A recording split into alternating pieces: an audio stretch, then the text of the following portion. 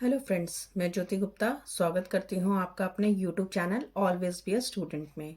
और जैसा कि मैंने आपको बताया था कि मैं जो है इन मैथमेटिक्स ओलंपियाड का जो इस साल का लास्ट ईयर का जो भी 25-26 का जो पेपर है, मैं उसको सॉल्व करूँगी क्लास वाइज।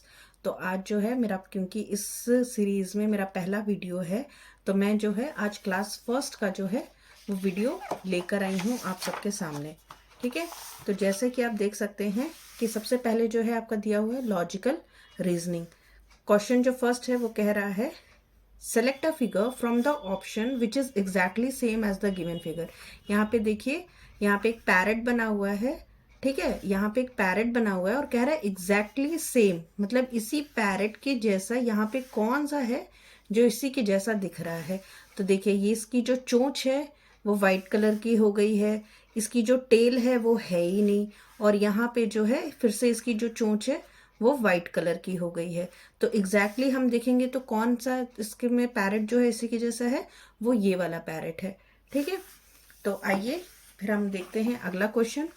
सेकंड क्वेश्चन कह रहा है find the missing figure in the given figure pattern. यहाँ पे देखिए एक पैटर्न दिया हुआ है और इसमें पूछ रहा है कि इसमें जो ये मिसिंग है, जहाँ पे क्वेश्चन मार्क है, यहाँ पे कौन सा फिगर आना चाहिए। तो जैसे कि अभी हम देखेंगे कि सबसे पहले टर्टल है, फिर फ्रॉग है, फिर फिश है, फिर स्टार है, फिर टर्टल है, फिर फ्रॉग है, फिर फिश है, फिर स्टार। यानी कि यहाँ पे चार जो है, चार फिगर हैं और उन्हीं को फिर से वो रिपीट कर रहा है। तो यहाँ पे देखिए स्टार है, यहाँ पर भी स्टार है, तो स्टार के बाद से क्या आ रहा है, टर्टल आ रहा है। तो यहाँ पर भी स्टार के बाद क्या आएगा, टर्टल आएगा। तो हम देखेंगे कि कौन सा ऑप्शन में टर्टल है, इस वाले ऑप्शन में। तो यानी कि इसका आंसर क्या होगा, ऑप्शन बी। नेक्स्ट कह रहा है dash groups of 5 camels each can be form from the given camels. यहाँ पर जो है 5 कैमल्स का ग्रुप बनाना है, तो टोटल हमारे पास कितने ग्रुप्स बनेंगे। तो सबसे पहले जो है हम काउंट करेंगे कि कितने यहाँ पे कैमल्स हैं। 1 2 3 4 5 6 7 8 9 10। हमारे पास कितने कैमल्स हैं, 10 कैमल्स हैं। तो हमें इसमें अगर हमें 5 का ग्रुप बनाना है मतलब एक ग्रुप में 5 कैमल्स होंगे, तो हम इसको क्या करेंगे, डिवाइडेड बाय 5 कर देंगे। तो इसको जब हम 5 से डिवाइड करेंगे तो आपको सबको टेबल तो याद है ही। तो 5 1 ज़ा 5 एंड 5 2 ज़ा 10। तो कितने टाइम्स में 10 आया है, 2 टाइम्स में आया है। यानी कि इस 10 कैमल्स में अगर हम 5 के ग्रुप्स बनाएंगे तो हमारे पास 2 ग्रुप्स बनकर आएंगे। यहाँ पे देखिए ये 1 ग्रुप जिसमें 5 कैमल्स हैं, और यहाँ पे ये दूसरा ग्रुप जिसमें कि 5 कैमल्स हैं। तो यहाँ पे हमका 2 आंसर है। तो कौन सा ऑप्शन में है, 2, ए ऑप्शन में। तो उसका हमारा राइट आंसर क्या होगा, ए 2। नेक्स्ट क्वेश्चन देखिए, क्वेश्चन नंबर 4 कह रहा है the monkey is sitting dash the branch of the tree. ठीक है, वो जो मंकी है वो ब्रांच के, मतलब ट्री के ब्रांच पे बैठा है। तो यहाँ पे हमें प्रपोजिशन का यूज करना है। इसमें से हमारा कौन सा प्रपोजिशन जो है वो लगेगा। तो यहाँ पे ब्रांच के ऊपर बैठा है, तो इसीलिए इसका क्या होगा, on branch of the tree. ठीक है, उसके बाद से आपका क्वेश्चन नंबर 5 कह रहा है, इसमें फिर हमारा क्या हो जाएगा, ऑप्शन बी, ऑन। ठीक है, उसके बाद से आइए हम नेक्स्ट क्वेश्चन देखते हैं। क्वेश्चन नंबर 5 कह रहा है which of the following is less than ₹42। इनमें आपको चार जो है नोट्स के स्पेसिमेन दिए हुए हैं और इसमें से पूछ रहा है कि इनमें से कौन सा जो नोट है, जो रुपी है, वो 42 से कम में है। तो पहला ऑप्शन ए में ₹50 है, बी ऑप्शन में ₹100 है, सी ऑप्शन में ₹20 है और डी ऑप्शन में ₹200 है। तो आप सबको पता है कि 50 जो है वो 42 से बड़ा है, 100 भी 42 से बड़ा है, 20 जो है 42 से छोटा है। इसका मतलब इसका ऑप्शन क्या होगा, सॉरी आंसर क्या होगा इसका, ऑप्शन सी, ₹20। आइए क्वेश्चन नंबर 6 देखते हैं। Which one of the following shapes is not present in the given figure. यहाँ पे आपको एक फिगर दी हुई है और पूछा गया है कि इनमें से कौन सा, इसमें से जो शेप है वो इसमें प्रेजेंट नहीं है। तो सबसे पहले है आपका सर्कल। सर्कल आप देख सकते हैं यहाँ पे टायर में सर्कल बना हुआ है, यानी कि सर्कल है। स्क्वायर, तो आइए देखते हैं स्क्वायर है कहीं पे, नहीं स्क्वायर नहीं है। ये भी रेक्टेंगल है, ये भी रेक्टेंगल है, इसका मतलब स्क्वायर नहीं है। तो इसका हमारा सही आंसर क्या होगा, ऑप्शन बी, स्क्वायर। ठीक है, सॉरी इसका ऑप्शन क्या होगा, सॉरी आंसर क्या होगा इसका, ऑप्शन बी, स्क्वायर। आइए नेक्स्ट क्वेश्चन देखते हैं। क्वेश्चन नंबर 7 कह रहा है panda dash is at 5th position from the right and.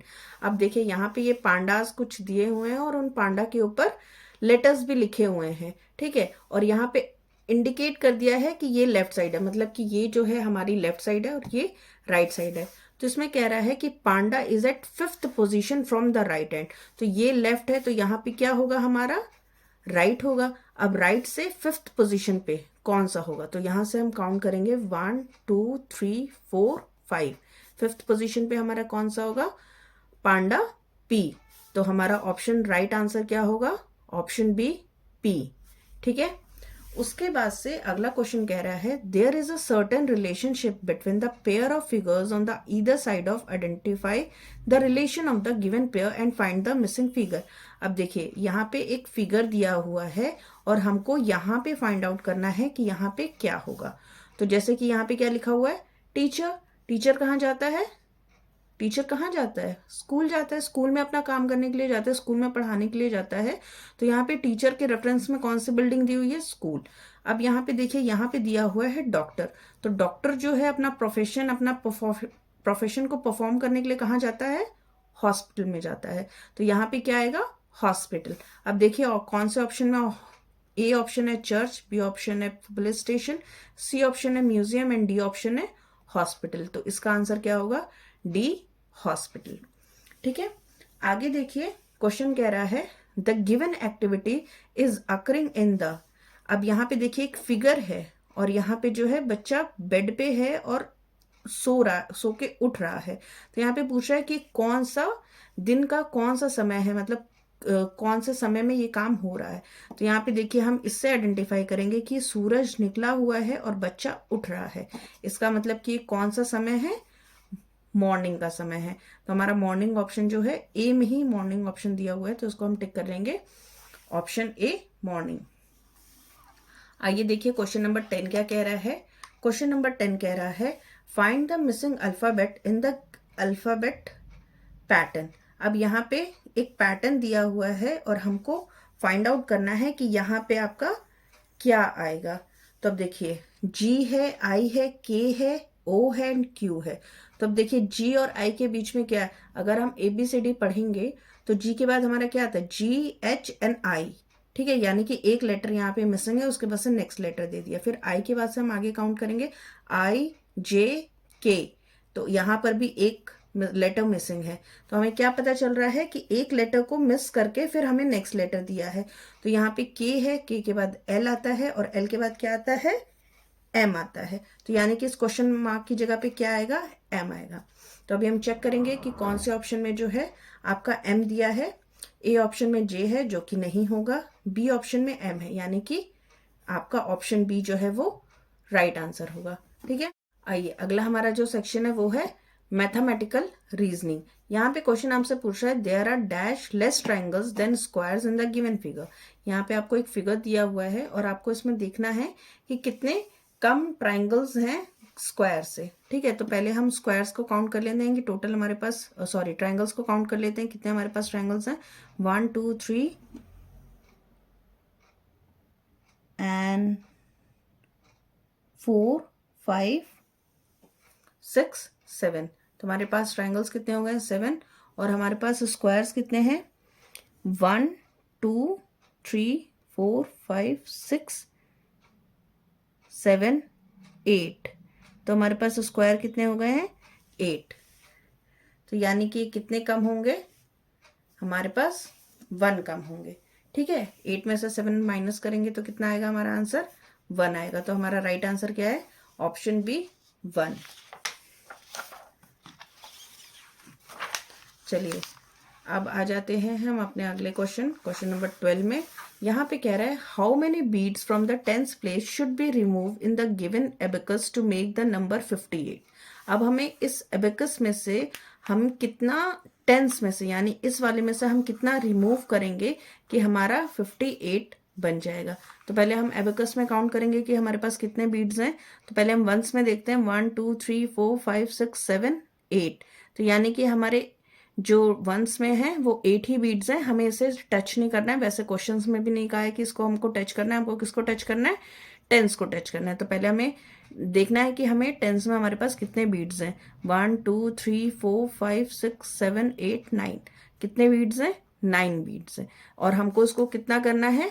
5 करना है, यानी 58 है तो 5 करना है हमको। टेंस में हमारा 5 होगा, तो हमें इसमें से अगर हमें 5 करना है तो हमें इसमें से कितने बीड्स निकालने होंगे? तो हम 9 माइनस 5 करेंगे तो हमारा आंसर आ जाएगा 4। तो हम कितने बीड्स रिमूव करेंगे तो ये 58 हो जाएगा? 4। तो आइए ऑप्शन में देखते हैं। हमारा ऑप्शन ए है 2 जो कि नहीं होगा, ऑप्शन बी 6 जो कि नहीं होगा, सी 3 जो कि नहीं होगा, डी में 4 है आपका, यानी कि ये हमारा राइट आंसर होगा। अगला फिर आपका क्वेश्चन कह रहा है which one of the following activities do you generally do in the night? रात में हम इनमें से कौन सी एक्टिविटी करते हैं?